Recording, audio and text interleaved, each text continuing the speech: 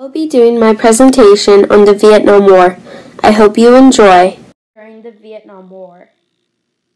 Okay, I was in the Army, and I went to Vietnam the first time in 1966, and came back in 1967. And then I went back in 1970, and came back in 1971. And my job on both tours while I was in Vietnam was I flew Chinook helicopters, or was assigned to Chinook units. You were assigned to fly to units? Do what? You flew to units? I flew for the unit, and we would sometimes haul troops. Sometimes we'd haul Vietnamese civilians. And most of the time, though, we were hauling supplies. Okay. How old were you? Okay. On my first tour, I'll think about this a minute. I was 33. 33. All right. And then when I went back the second time in 1970, I was 47. Okay.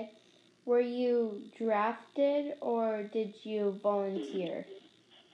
Well, I volunteered. I was an officer. I was a captain when I went over on my first tour, and then when I went back on the second tour, I was a major in the Army. So you were a part of it? Like you were a part of the Army? Yes, I was in the Army, and I was assigned to the Chinook Company. Okay. Now, let me explain to you. The Chinook Company then had 250 men and then 25 officers. Can you? And we had 16 helicopters that we had to maintain and fly. Can you hold on 1 minute? Chewy's playing with a water bottle. Sure. Were you ever injured? No. Okay. What was it like returning home? Like the first time? No. On my first tour, I didn't. It just seemed like everything was sort of normal when I came back in '67. But when I came back in '71, the public opinion of the war in Vietnam turned sour. If you've been to Vietnam, people sort of look at you like, well, we don't agree with what you're doing. But let me explain to you this. If you're in the military, you should not come back to Vietnam in large numbers and whole units, thousands of us coming back at one time, like when the war ended. Because, see, in Vietnam, you went for a year and you came back. Then you went back over for a year later and you came back. So there was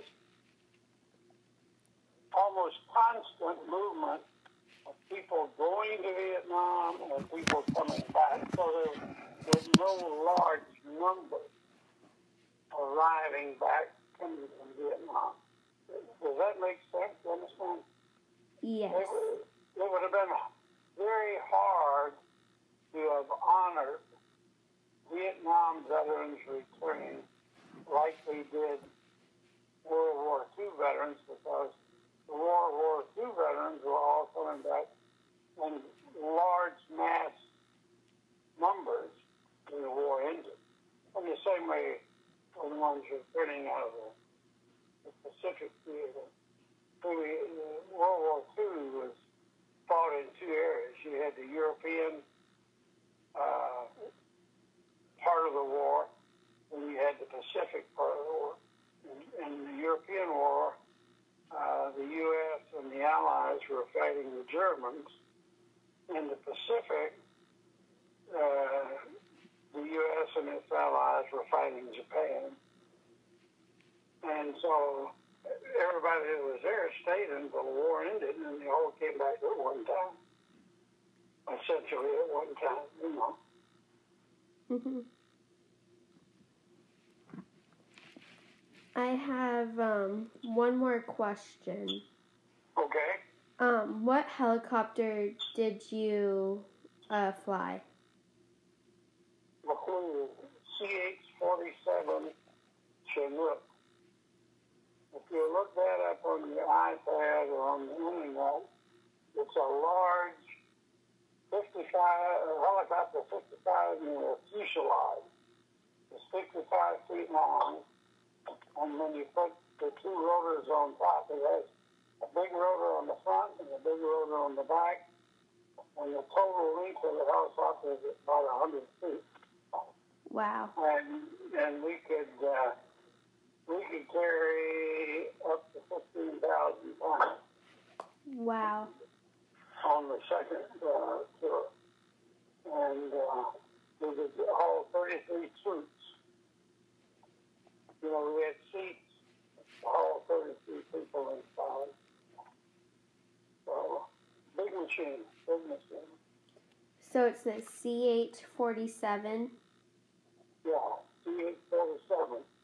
See, my first tour was an early version, and it was called the A model, and we could lift it about 8,000 pounds. My second tour, I was flying one called the C model, and we could carry 15,000 pounds. Now, the ones they're flying in Afghanistan are the F and G models, and they carry 25,000 pounds. Wow. I'm going to tell you something. You take